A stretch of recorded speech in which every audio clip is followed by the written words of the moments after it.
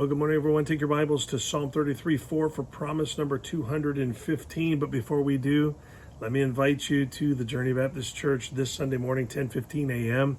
We are going to be inspired again to walk by faith. We're going to look at another person who's transitioned from unbeliever to believer, who made a big difference in the world. And we're going to be inspired by how the Lord used an ordinary person in his strength to do extraordinary things that might easily be forgotten or overlooked when we're heading into our own crisis or facing that prospect of what you would have us to do, and so what God would have us to do. And so let me just encourage you, join us this Sunday morning. Maybe you've been hearing these invitations for the last year and you haven't taken us up yet.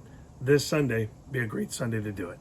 So hope to see you at the Journey this Sunday at 10:15 a.m. Now let's get back to promise number 215 in Psalm 33:4. Let me give you the promise. I'll read you the passage. Listen, God says you can trust me and my faithfulness because my word is true. And so what he's telling us is, hey, get into my word.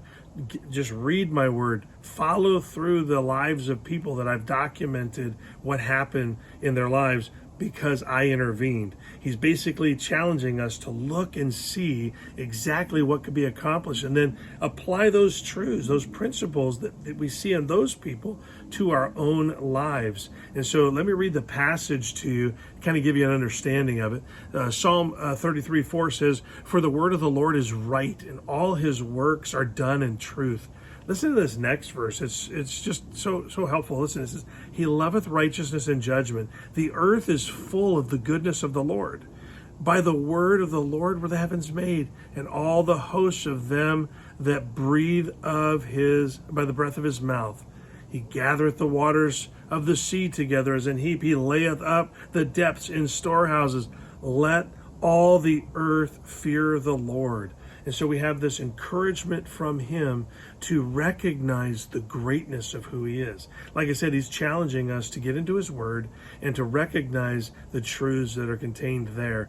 There are so many stories of God challenging people to do things a certain way instead of the way everybody else was doing it, and watching their lives be blessed. We see things where lives where things didn't go the way they thought they should, yet in the end, the plan of God was not only accomplished, it was accomplished in a way that the person in that story really would have had no ability to do on their own had they not obeyed the Lord or followed the Lord's direction.